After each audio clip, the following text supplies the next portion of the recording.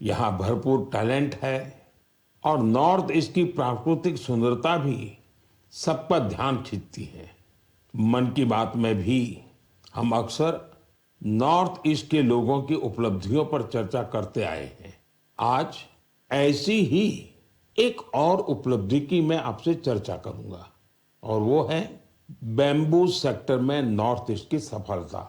साथियों, जिस चीज को कभी बोझ के रूप में देखा जाता था, वह आज रोजगार, कारोबार और इनोवेशन को नई गति दे रही है। हमारी माताएं बहनें इसकी सबसे बड़ी लाभार्थी हैं। आपको ये जानकर हैरानी होगी कि बैम्बू की परिभाषा बदल देने से कितना बड़ा परिवर्तन आया है। साथियों, अंग्रेजों के बनाए कानून के हिसाब से बैम्बू को पेड़ के रूप में परिभाषित किया गया था और इससे जुड़े नियम बहुत कड़े थे। कहीं पर भी बैम्बू को ले जाना बहुत मुश्किल था। ऐसे में यहाँ के लोग बांस से जुड़े काम धंधे से दूर होते गए। साथियों, साल 2017 में कानून में बदलाव करके हमने बैम्बू को पेड़ की कैटेगरी से बाहर किया, जिसके नतीजे सबके सामने हैं। आज पूरे नॉर्थ ईस्ट में बैम्बू सेक्टर फल फूल रहा है। लोग लगातार इनोवेशन करके इसमें वैल्यू एडिशन कर रहे हैं। साथियों, त्रिपुरा के गोमती डिस्ट्रिक्ट के विजय सूत्रधार और साउथ त्रिपुरा के प्रदीप चक्रवर्ती, उन्हीं की बात कर रहे। इन्होंने नए कानूनों को अपने लिए एक बड़े अवसर के रूप में देखा। फिर इन्होंने अपने काम को टेक्नोलॉजी से जोड़ा। आज वे पहले से कहीं बेहतर और कहीं ज्यादा बांस के उत्पाद बना रहे हैं।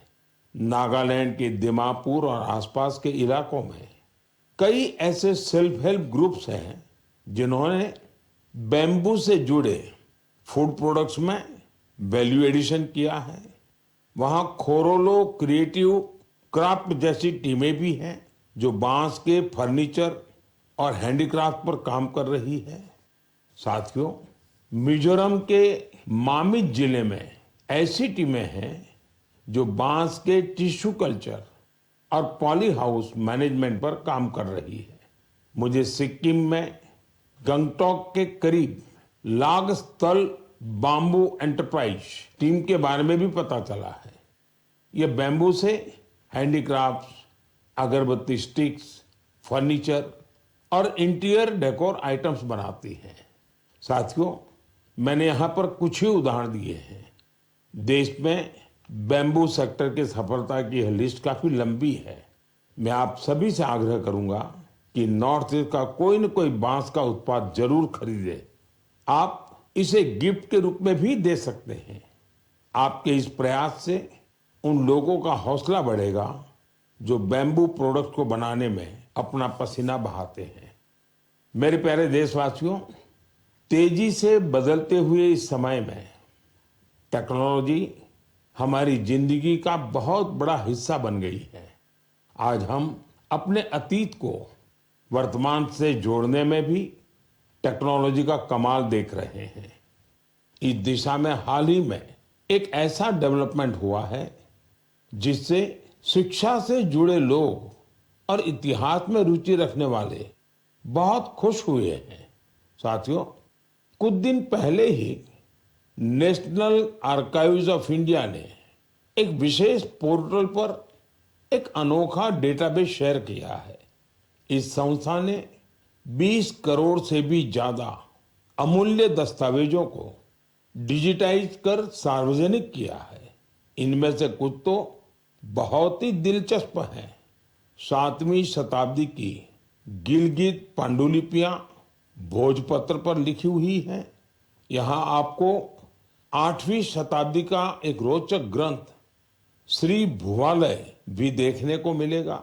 अंकों पर आधारित यह ग्रंथ एक ग्रिड के रूप में है। रानी लक्ष्मीबाई से जुड़े कुछ अहम पत्र भी आप यहाँ देख सकते हैं।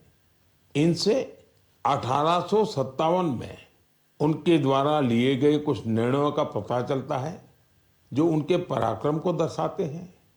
जो लोग नेताजी सुभाष के बड़े प्रशंसक हैं। उनके लिए यहाँ नेताजी के जीवन, आजाद हिंद फौज और उनकी स्पीच से जुड़े कई डॉक्यूमेंट्स हैं।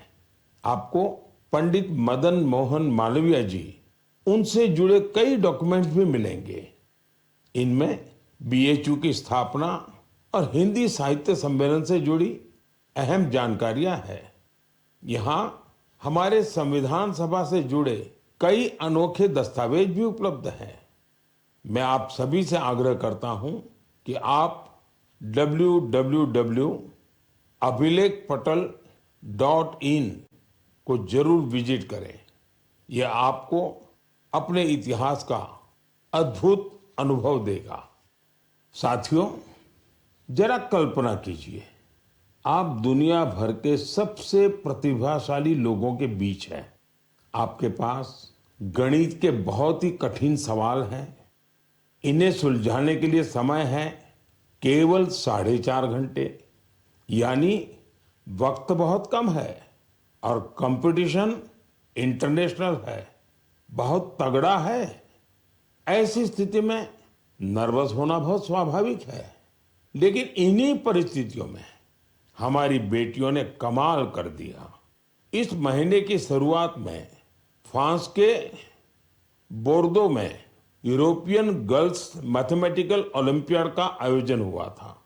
मैथ्स में गहरी रुचि रखने वाली स्कूली छात्राओं के लिए यह एक बड़ी प्रतियोगिता थी। यह दुनिया के सबसे सम्मानित प्रतियोगिताओं में से एक है।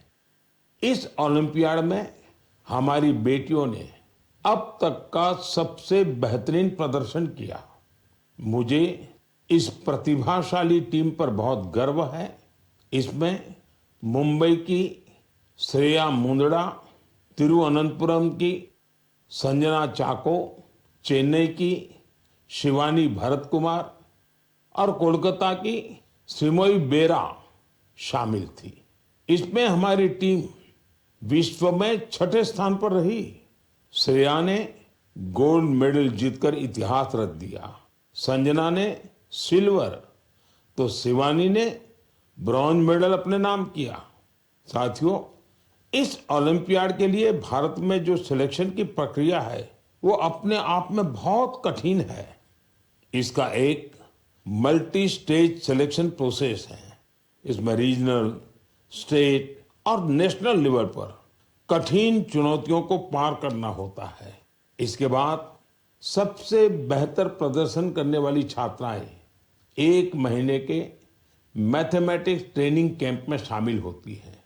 यह camp Tata Institute of Fundamental Research के Homi Bhabha Centre for Science Education में आयोजित होता है। इस कैंप के आखिर में टीम सिलेक्शन टेस्ट होता है। इसमें परफॉर्मेंस के आधार पर ही भारत की टीम चुनी जाती है। साथियों, हर वर्ष देश भर की करीब 6 लाख स्टूडेंट्स इस मैथमेटिकल ओलंपियाड प्रोग्राम में हिस्सा लेती हैं। समय के साथ यह संख्या लगातार बढ़ रही है, यानी देश की बेटियों के बीच ओलंपियाड का यह कल्चर तेजी से लोकप्रिय हो रहा है। इन होनहार बेटियों को सपोर्ट करने के लिए मैं उनके पेरेंट्स की भी सराहना करता हूं। मेरे प्यारे देशवासियों, हमारे देश में इस समय एक बहुत अहम अभियान चल रहा है, जिसके बारे में हर भारतीय को जानकारी होनी जरूरी है। ये है जनगणना का अभियान। यह दुनिया की सबसे बड़ी जनगणना है।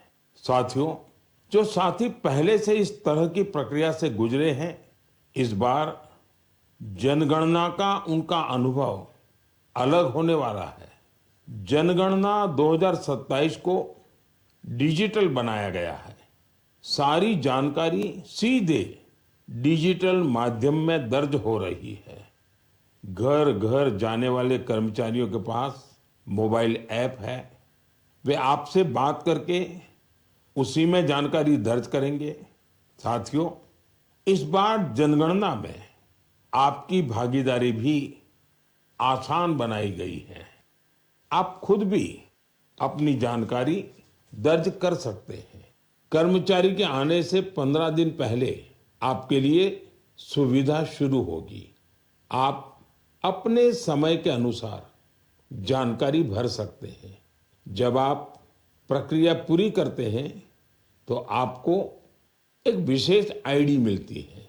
यह आईडी आपके मोबाइल या ईमेल पर आती है। बाद में जब कर्मचारी आपके घर आता है तो आप यही आईडी दिखाकर जानकारी की पुष्टि कर सकते हैं।